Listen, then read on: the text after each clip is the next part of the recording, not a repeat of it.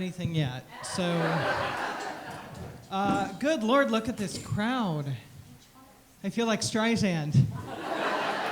I mean, I can never be Streisand. I have too much of a sense of humor, but if you groaned at that, you're in for a long night. A few things before we get started.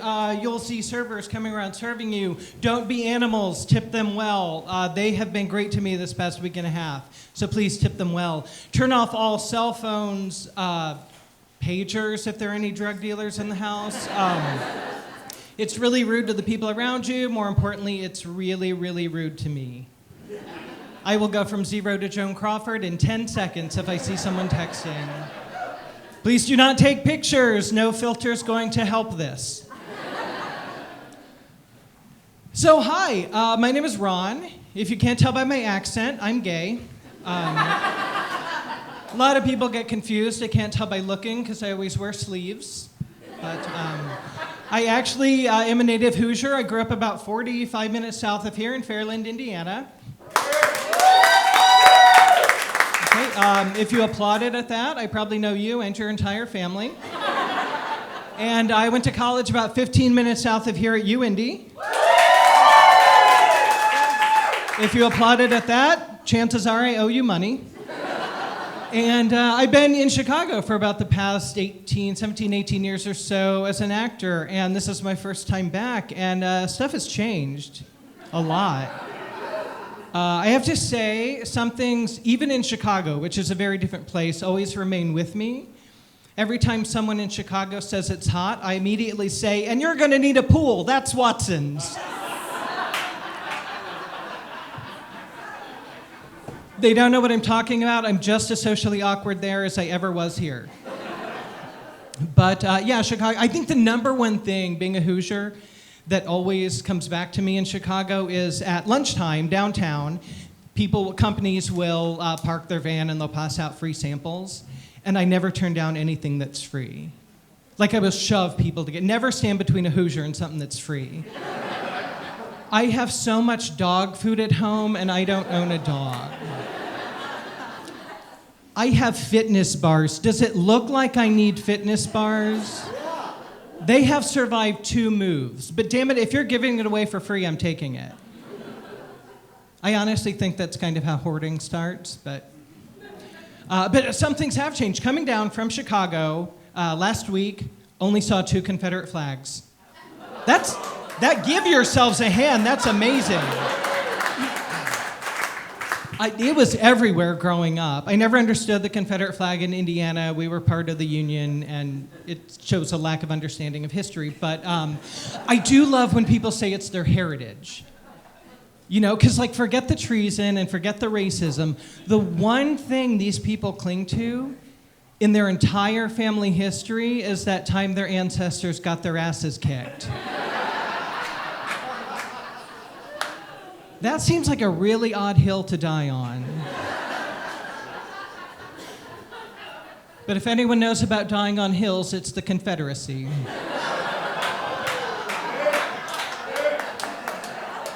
What, too soon? Who was booing that? Some things never changed, though. Last week I had my first show. I was walking from the hotel. I'm staying near the Circle. This pickup truck sped by me. Driver stuck his head out the window and screamed, "Faggot!" And it wasn't my father this time. I used to get so upset when I was called a faggot, but I heard it all during like junior high and church camp that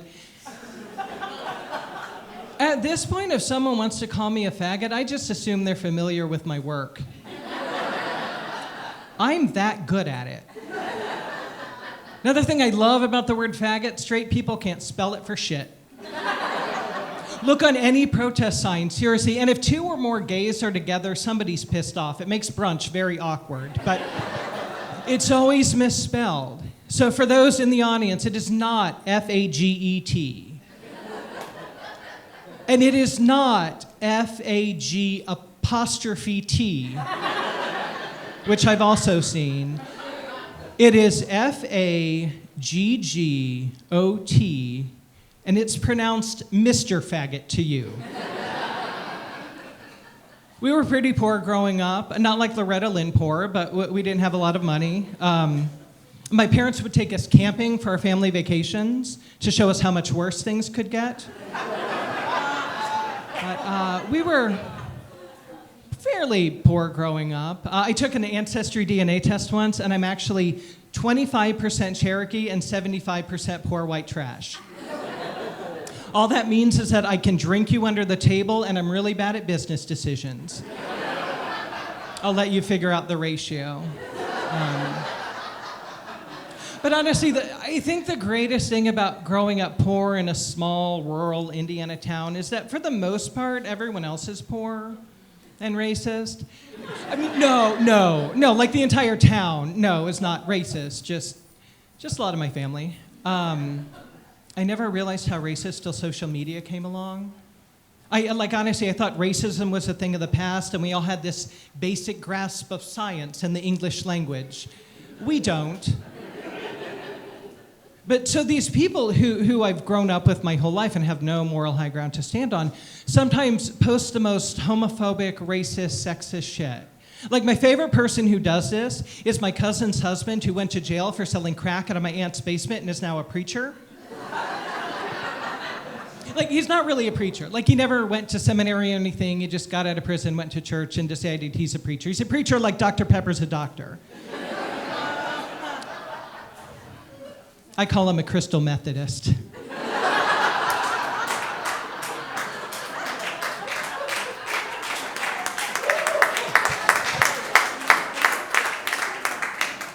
So he unfriended me on social media because I posted an anti-Chick-fil-A meme.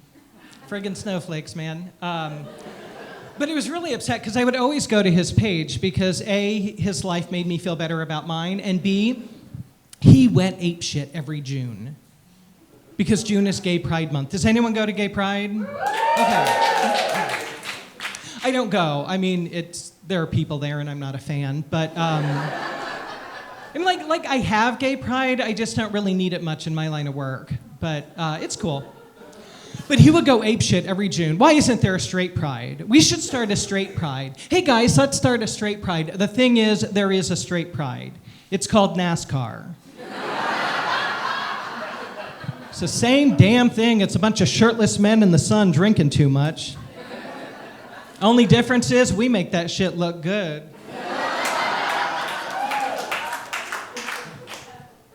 I don't like to get political in my act, but I feel more men need to say this, so I'm going to say it. I'm 100% pro-choice. None of my business what a woman does with her body. And none of this 4-week bullshit. Abortion should be a viable option till they leave for college. Have you ever seen a high school play?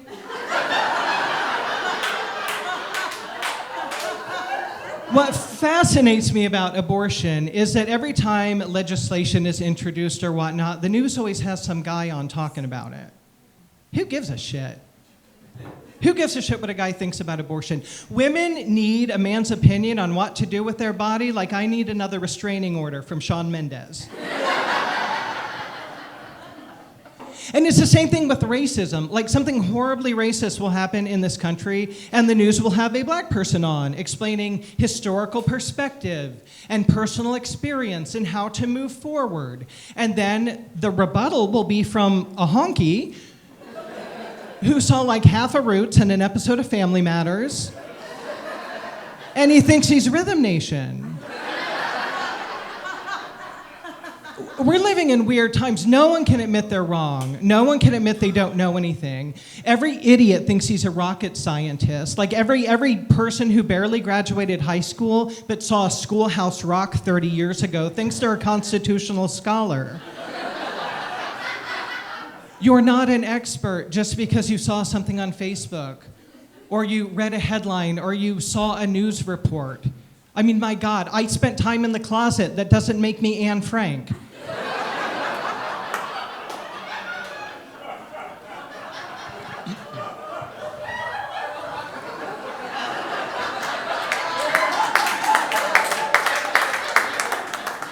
Raise your hand if you thought there'd be an Anne Frank joke.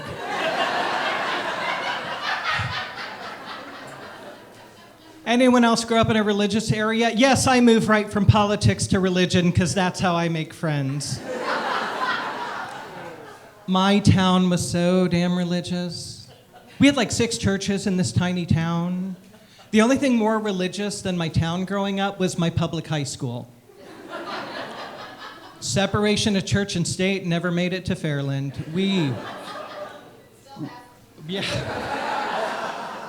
We talked about Jesus in class, sang songs about Jesus in choir, prayed to Jesus before every event. God might have been silent on the Holocaust, but he was heavily involved in my show choir.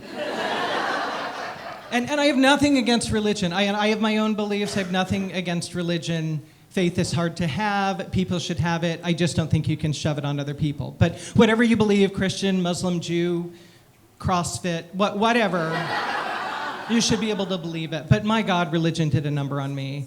I remember my junior year of high school in a public school. We were filling out our federal student aid forms to find out how much money we were eligible for college. And a teacher, a licensed teacher, said to us, you don't want to take out too much money and be burdened by debt, but Jesus will probably come again before you have to pay it back. He has not. And that's horrible advice to give to 16. It's like telling them to use a magic 8-ball to find out if they're pregnant.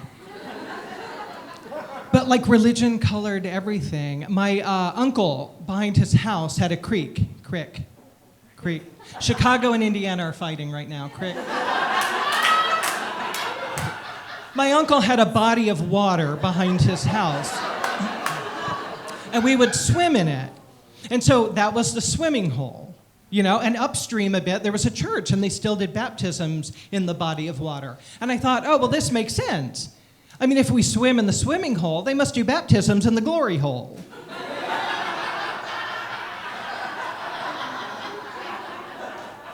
That is a very different thing. Very different, but it made sense to me as a kid and the small frame of reference I had. But religion colored everything. I think the biggest problem growing up in a strongly religious area was what I refer to as the gay thing. And I call it the gay thing because it's a lot of work. I just make it look easy. Now, I knew I wasn't the only gay person alive because I always read, you know? So I would read these books from the library and these plays, and in all of these books and plays, the only gay people lived in New York and San Francisco. It was like no homo in between. And this was like the 90s. This is so long ago. Like, there was no internet, there was no Ellen, there was no Will and Grace. We had a president who could spell. It was a very different time. And so I know, but like every other red-blooded American male, I would watch the Tony Awards every year. And I got this, I remember when Angels in America won all these awards. I get the play from the library, and I'm reading it, and there's this scene in Angels in America where these 2 men are late at night in a public park, and the stage direction said, "They begin to fuck."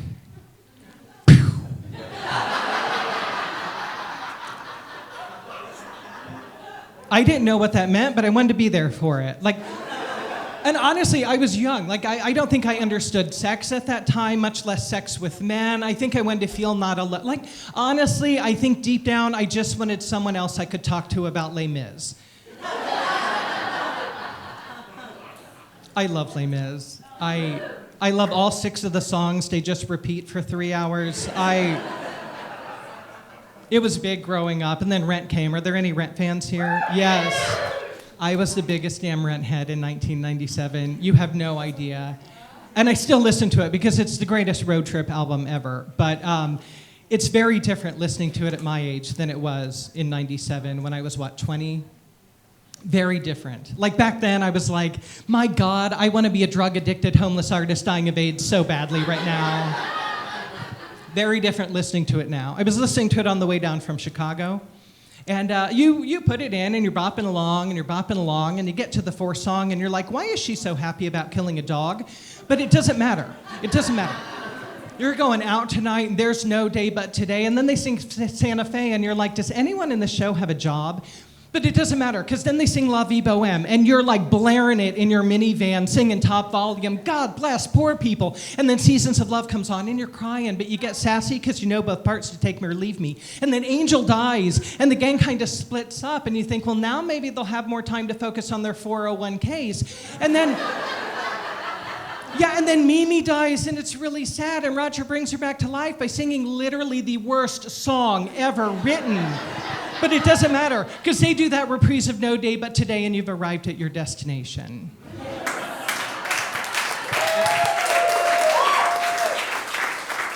Very different than my one-man version in '97. Now everyone's obsessed with Hamilton. Has anyone seen Hamilton? Yeah, lives up to the hype. Incredible. Seriously, go buy tickets to Hamilton after this. They probably needed that plug. So I auditioned for Hamilton. Yeah. Now, if you're familiar with the show, there's one role in the show I can play, like the bitchy king. He's on stage for 8 minutes. He doesn't dance, which is great because I dance like a Muppet. So I have this comedic song. I go in, I do my 32 bars. They're laughing, I'm laughing. I'm like, this is great. Then they hand me the opening number and they say, we need to hear everyone rap.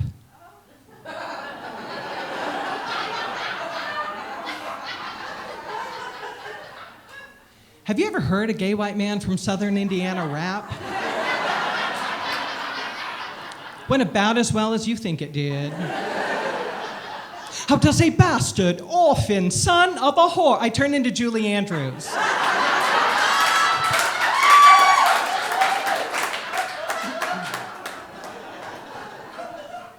People ask me if I was out in high school. Bitch, it was the 90s. Nobody was out in high school. I have since learned my classmates were not blind. I was evidently not fooling anyone but myself. No, nobody was out. Nowadays, it's great. A 12-year-old comes out and gets a party. Back in my day, you had to wait till college and write a play about it.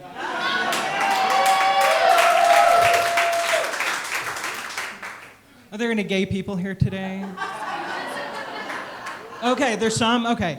So, do you find it annoying when friends of yours will recommend like a book or a play or a show just because there's a gay character in it?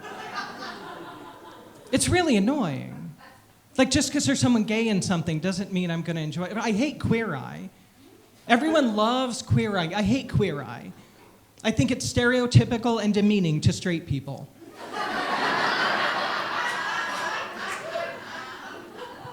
Every straight person on that show's an idiot. You always get to the final episode where they do the makeover and the reveal, and they're like, the gays have changed my life. They took me to this fancy store called Target, and they showed me these solid colored shirts with collars on them. They taught me how to make their native food. Try some. It's called guacamole.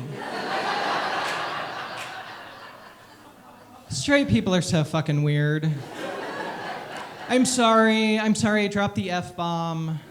I try not to do that. I have the mouth of a sailor. I know this because I fucked a lot of sailors. There was once this wonderful thing in America called Don't Ask, Don't Tell. I mean, it wasn't wonderful, it was horrible, and it destroyed lives. However, when it was in effect, desperate, closeted, and horny, it was kind of my bread and butter. I know who I am. I'm not going to be mistaken for Channing Tatum. Be lucky to be mistaken for Carol Channing.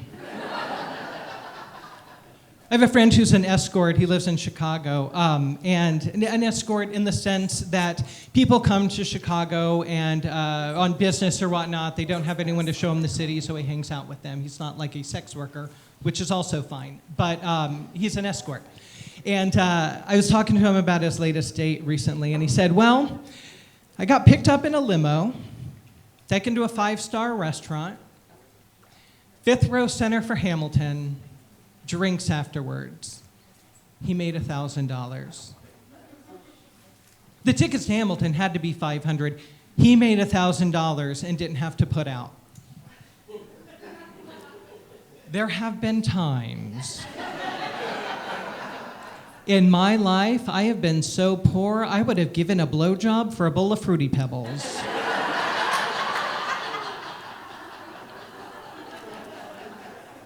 I would have done unspeakable things for Count Chocula. Throw in some Flintstone vitamins, you could have had me for the week. My friend is unbelievably hot. I do not have what is known in the business as the body for escorting. Like the South is fine because I ride my bike and I do some cardio, but the North is just a mess. I'm like a reverse Civil War. And I'd like to change that and feel better about myself and go to the gym, but nothing seems to work. I've literally tried nothing and it doesn't work. I'm looking for kind of a quick fix, and I think I might have found it. So I have a friend who is transitioning from female to male. And he was talking to me about binding, and I apologize for oversimplifying this, but if you're not familiar, it's basically a wrap they put around that compresses things like the breast as they transition. And I'm a horrible friend. Yeah, instead of being moved that he was sharing this with me, and instead of being touched and honored that he felt our friendship was to this point, the only thing I could think was, wait, I can flatten this?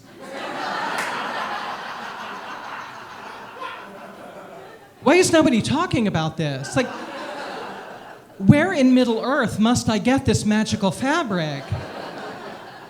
I've had friends transition both ways. A coworker recently transitioned from male to female. It was kind of sad because once she fully transitioned to female, my boss started paying her less for the same amount of work.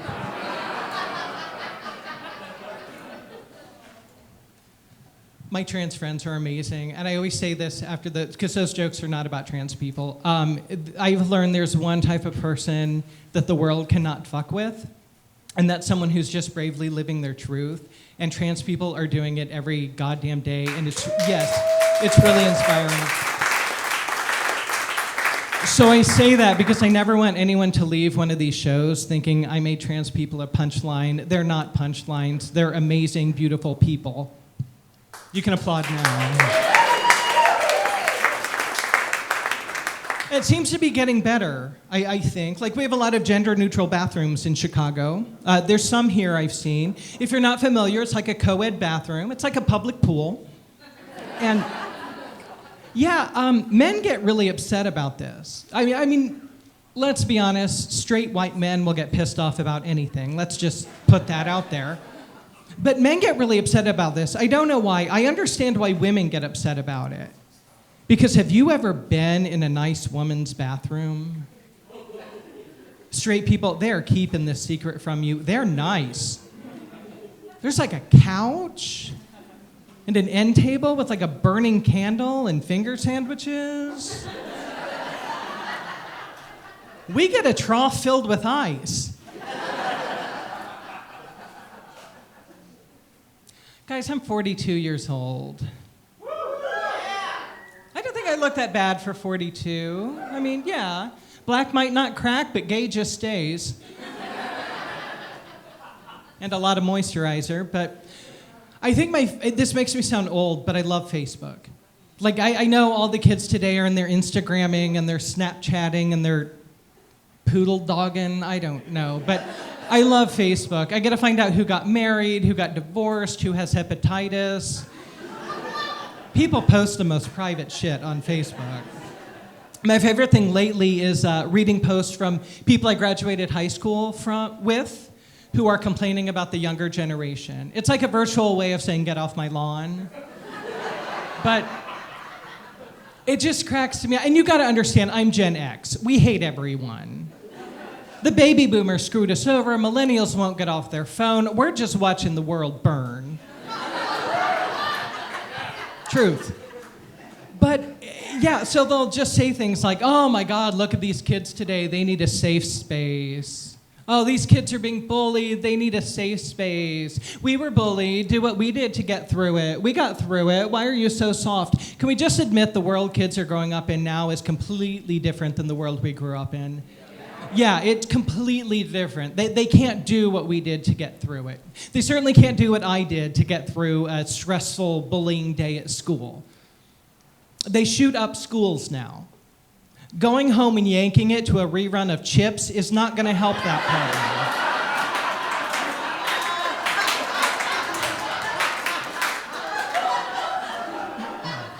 For the record, I like the blonde one.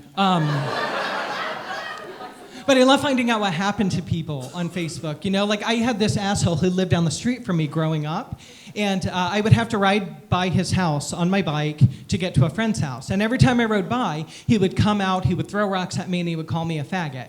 And so I went to find out what happened to him. And so I looked him up on Facebook a few months ago, and funny story about him, he's dead.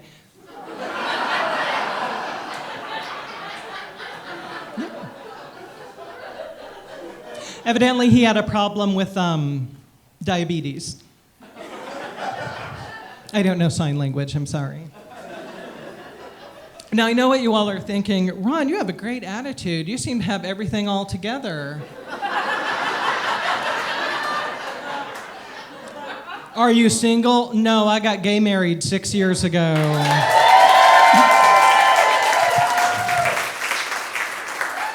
I still call it gay married because it still pisses people off. It's just my own little middle finger to Mike Pence.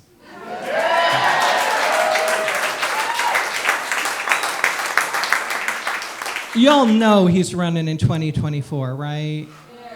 That's all America needs, another bottom pretending to be a top.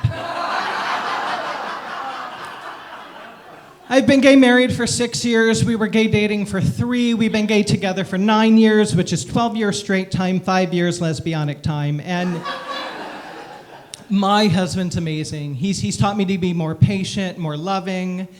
I taught him to load the dishwasher to my specifications. My husband is amazing. In a lifetime of low standards and poor decisions, I got one thing right by marrying him. And seriously, don't all me. I have anxiety, depression, self-esteem issues, trauma issues, body. Like, the first person who came along looked at me and said, you'll do. I would have followed till the ends of the earth. And I'm very lucky I waited for him. My husband has a great job, and I'm basically a clown. So he works full-time, and I work part-time, and I freelance. And since I'm home more, I do the cooking and cleaning and laundry and whatnot. He'll come home and be like, hey, we pitched to a multi-million-dollar client today. And I'll be like, that's great. I refilled the soap dispensers.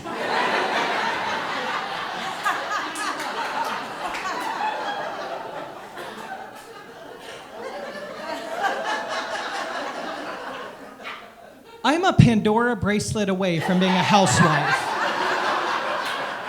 Like, he's gonna come home one day, I'm gonna set dinner down, start talking to him about my essential oils business. Gonna get one of those, can I talk to the manager haircut. Only gonna see theater and weekday matinees with the rest of the Capri Pant Mafia. It's a genuine concern. My husband's amazing, not perfect. I will say in 9 gay years together, we've had one knockdown, drag-out fight. That's not bad. Yeah, that's not bad. And gay fights are funny. It's like the end of The Lion King when Scar and Simba are just bitch slapping the shit out of each other. I don't mean to stereotype, but if you ever see a fight in a gay bar, that's always what it reminds me of. But no, we've had one argument, a big argument in 9 years. We were living together. I don't think we'd even gotten engaged. And it was like, I had to work, he had the day off, and it was like 115 degrees in Chicago. Climate change is a myth. And I got off work and I text him and I'm like, I'm gonna get ice cream. What flavor do you want? He says, no need, we have ice cream here. So I'm like, great. I get on the train, the air is broken, I'm drenched in sweat, commute home, get to my stop, walk to the apartment, open the freezer, and there is no ice cream. There is lime sherbet.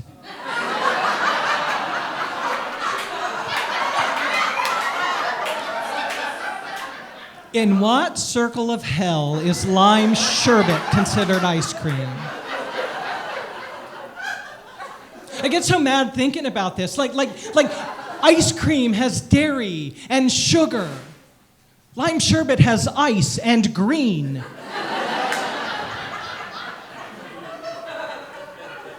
But we talked it out because we're adults.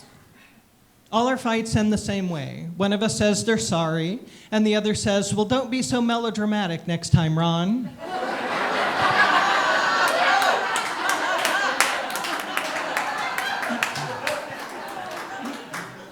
We had our 5-year wedding anniversary last November. We went to Universal Florida. Has anyone been? Wizarding World of Harry Potter? Yeah.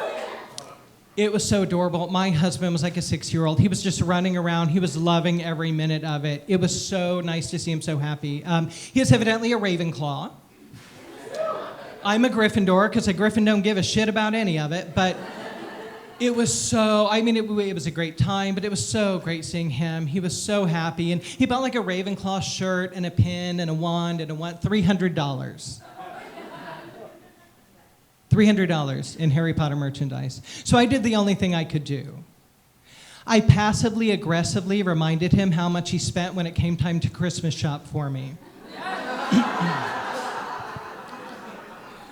No one can raise passive aggressiveness to an art form like a native Hoosier. Y'all know what I'm talking about. Picture your mother on the phone. You can hear her eyelashes batting.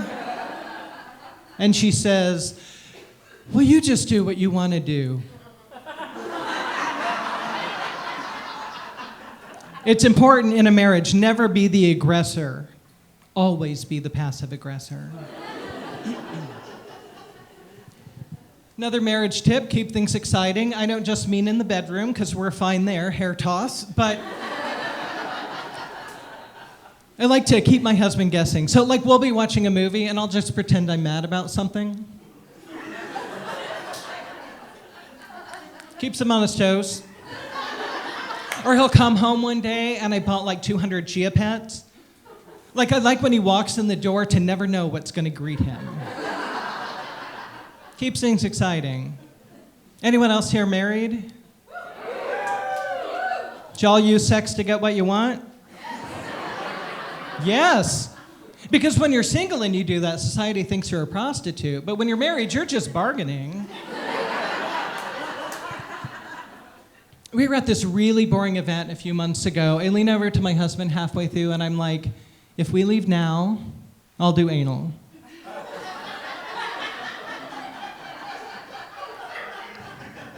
He said no.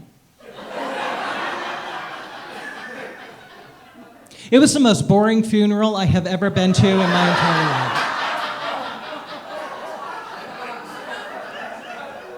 They were going to be buried whether we were there or not. Best thing about being gay married, I don't have to gay date again because gay dating is horrible. Yeah, and you have to, I think most of my dating issues stem from my self-esteem, body issues, you know, like I've never felt attractive enough or fit enough or whatnot, and it doesn't help that every out gay male celebrity is stunningly attractive. Like women, you know, when you open a magazine and everyone's airbrushed to perfection, it's like that with 5 people. Like you got Matthew Bomer and Anderson Cooper, and they all seem like these happy, well-adjusted, witty, urbane, sophisticated people. We're not all like that. The bar is way too high. Matt Bomer's never eaten a piece of cake in his life, but the bar is too high. I feel like part of my life's work should be to lower that bar. I was talking to my therapist about how I'll Google the height and weight of, does anyone do this? Google the height and weight of celebrities to see like what's attainable for you? Okay, yeah, he doesn't think it's healthy. And neither were the 5 martinis I had before the session, but let's pick our battles. But all America is anymore is celebrity culture. Like that's all it is. And I want to know like where I fit in, you know? Like I'm not obese, but I'm not rail thin. I'm not fit. I'm somewhere between Jabba the Hutt and Karen Carpenter. Gay dating is horrible though. And back in my day, it was really, really hard. Like we didn't have Grindr at all. You know, you had to go to a bar and talk to someone. And for those who don't know, Grindr is like Tinder for people who are good at sex.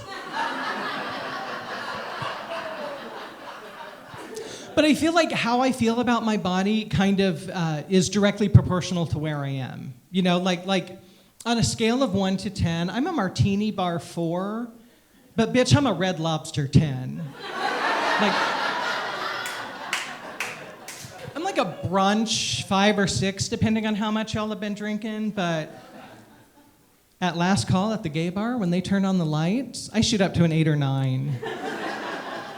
And that's when I would do my best work when I was single.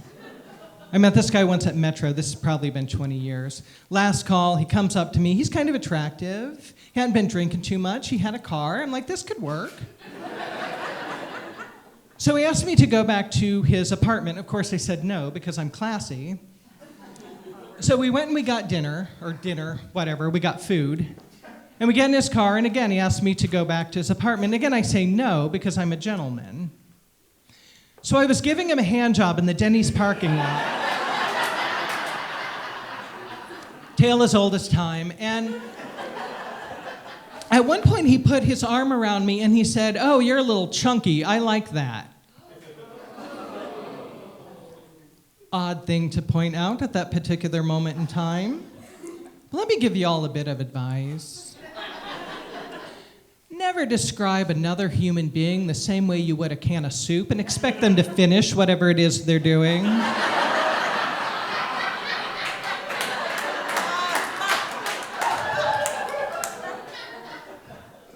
Nowadays, everyone has Grindr. Back in my day, it was hard. Like, you had to either talk to them in person or you had to chat with them via your dial-up modem. Being gay used to be hard work. Like, you go to Walmart, you get a disposable camera, you had to have a friend take a bunch of pictures, you go get them developed, you picture your favorite one, scan it in, save it to a floppy disk, upload it to your gay.com profile. Being gay was such hard work. It's not all sodomy and Sondheim, people. Nowadays, everyone has Grindr, which they did not have, but I'm who has Grindr on their phone? Bullshit. But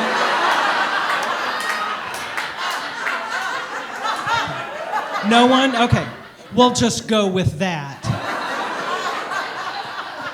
Grindr's incredible. I've never had it. I'm happily married. Before my husband, I was in a long-term relationship. But every time I'm at a bar with a friend of mine, I'm scrolling through their Grindr because it's the most no bullshit app ever. It's like Grubhub for sex. Like, you're just like scrolling through shirtless bathroom selfies and subtle racism till you find what you want. And then you find out they're like 20 feet away. You go out. It's amazing. By the way, gays, clean your bathroom mirrors before you take a selfie in case you ever get Grindr on your phone. But I'm always on my friend's Grindr when I'm at bars. I was in New York recently with a friend, and we were at a bar at Splash, I think, and I'm scrolling through his Grindr, and it's like bathroom selfie, bathroom selfie, bathroom selfie, Skexy from the Dark Crystal.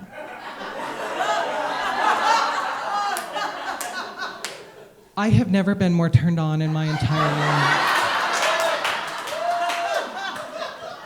For those who don't know, The Dark Crystal is an 80s Jim Henson movie, and a Skexy is basically a decayed vulture Muppet.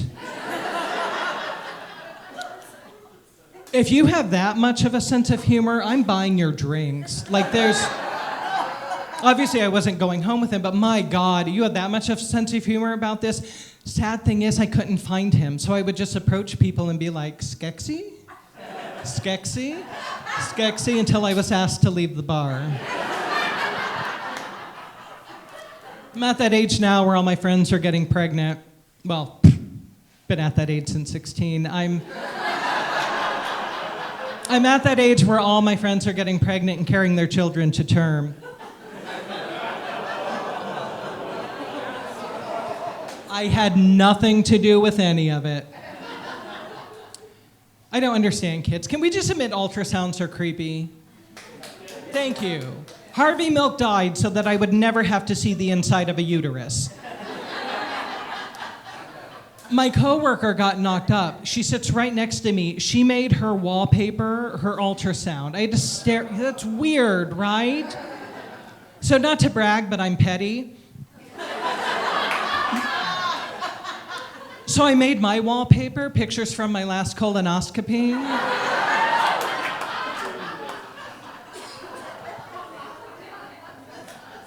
She'd be like, oh, see this spot here? That's her nose.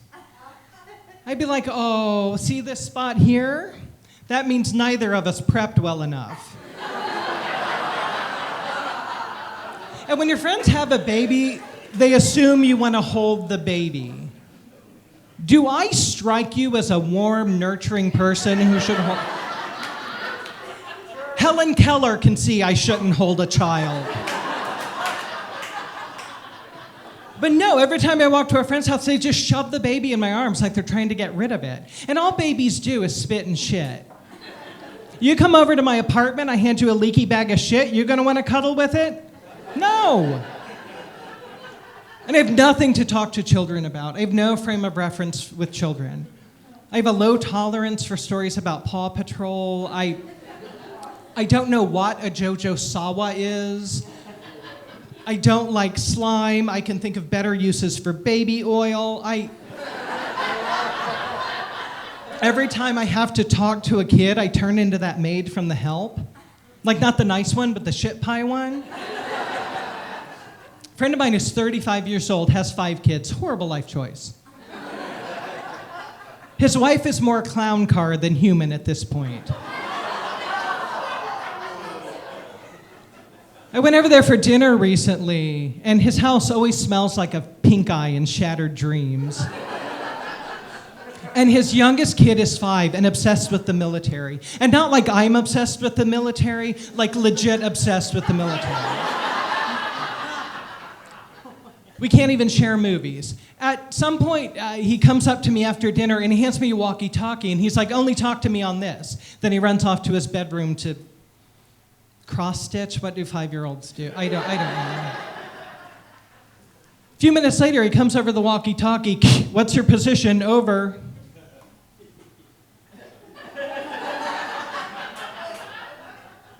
Versatile bottom, over and out.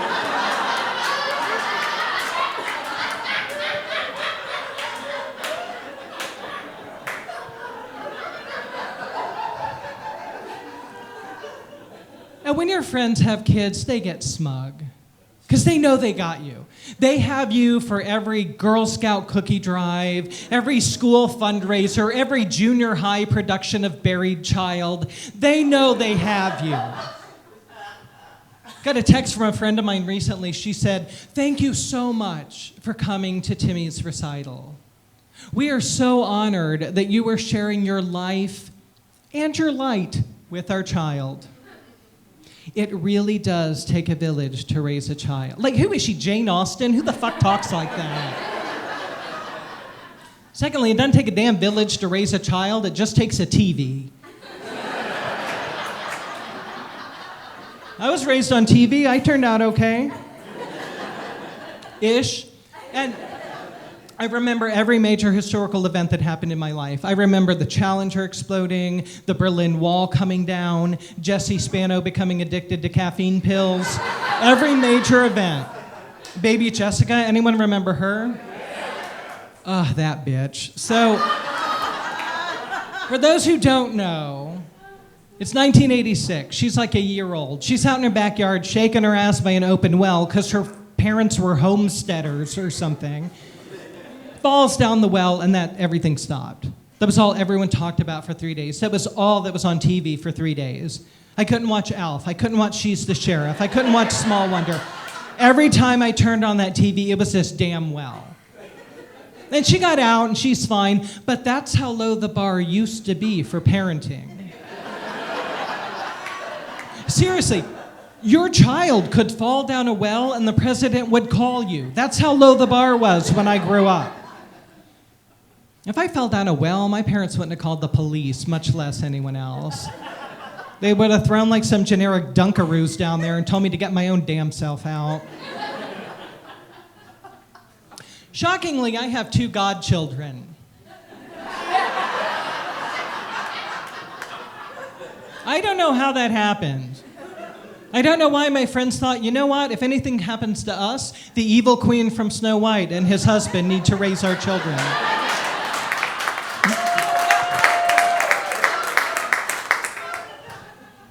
But But they're great. They're like 5 and 7. They're girls. We'll be out with them, taken to a movie. People approach us, be like, oh, are those yours?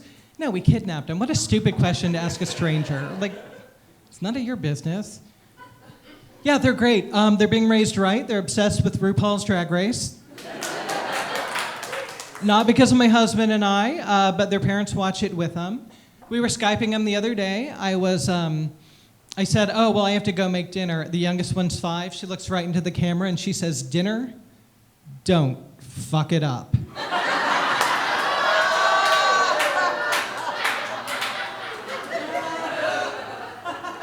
My dead gay heart grew 7 sizes that day. I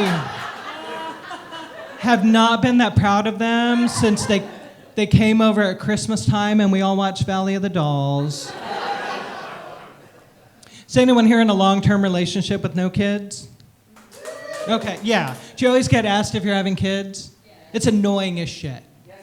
Are you gonna have kids? You're gonna have kids? You're gonna adopt kids? Adoption, by the way, is like tens of thousands of dollars.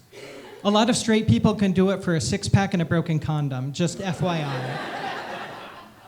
I call it the prom night, baby. But I mean, are you going to have kids? Do you want to have kids? You're going to adopt kids? Have you thought about surrogacy at this point? I just said, my husband and I keep trying to have kids, but they always come out looking like shit.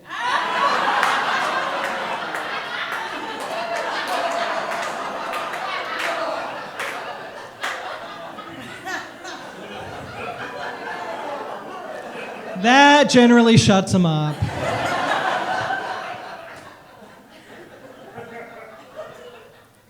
If you have kids, I'm sure your kids are great, by the way. I should have said that earlier. No, I'm sure your kids are great. You know what's also great? Disposable income.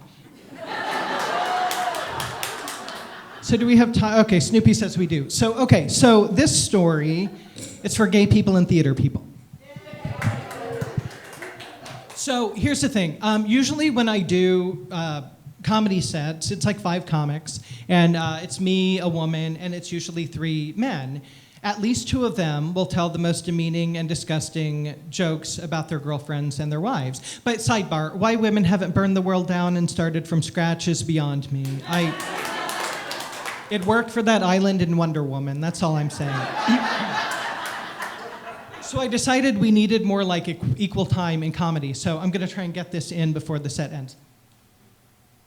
Straight people, if you don't want to hear it, that's fine. Just sit there quietly and think of Ricky Martin. That's what I do.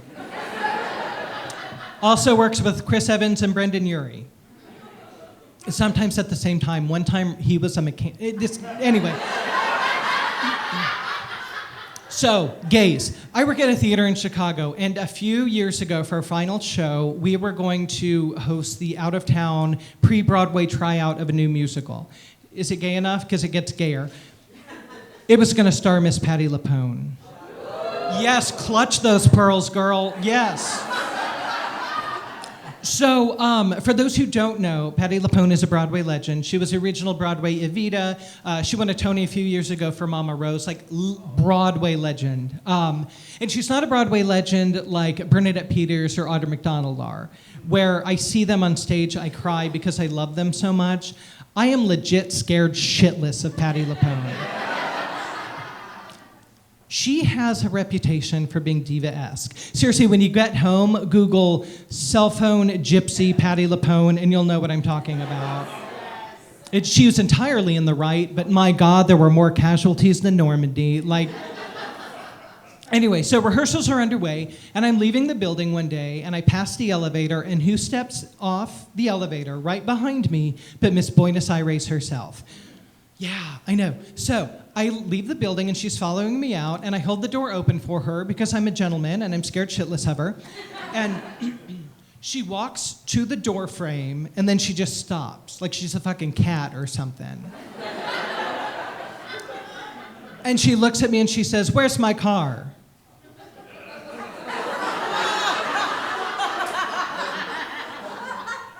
I don't know who she thought I was or what she thought my job was, or if she just thought everyone in America always knows where Patti LuPone's car is. But I'm freaking out because I'm like, I'm gonna say something stupid. And she is going to go and talk to the cast about me and then call Bernadette Peters. And like, I'm legit freaking out because I have no idea what to tell her, you know? So I'm thinking, well, what I need right now is a disguise, you know? So to throw her off the description. But she was right there, and the only thing I had in my bag was like the book I was reading and some tampon samples they were giving away at lunch that day.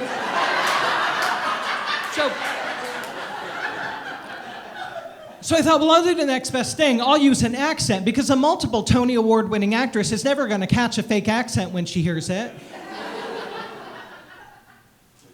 This was not one of my prouder moments. So I said to her,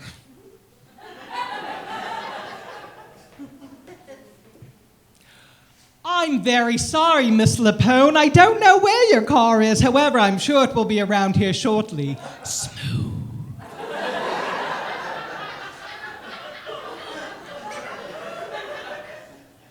Decades of theater, film work, $60,000 in student loans for a theater degree had all led me to this moment. And I failed spectacularly. For some reason, she wasn't buying it, so she turned around and went back inside, but before she did, she shot me this look. And I don't know how to describe this look that has been seared into my nightmares. The only thing I've ever seen half as frightening as this look was the trailer for the movie Cats.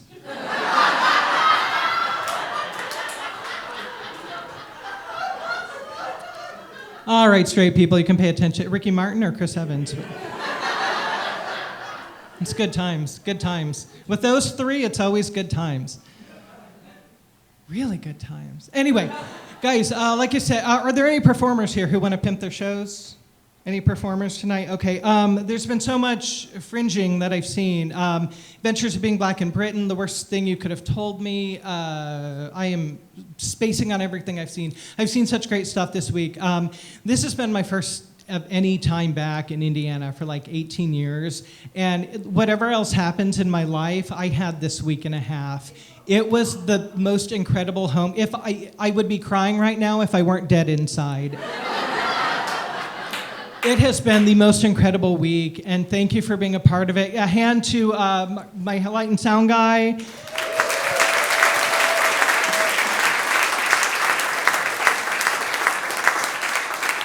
He asked me what I wanted for pre-show. I said, make it gay. We turn this place into a gay bar every night. Thank you very much. Comedy Sports, thank you so much for hosting. Fringe, this is in your own backyard. Go see it if you can. It's kind of a great event. I'm Ron. Oh, and just real quick, they need to set up for the next show. So if you want to say hi, I will be out in front of the theater on the sidewalk where I spent a lot of my 20s. I'm Ron Pop. Have a good night.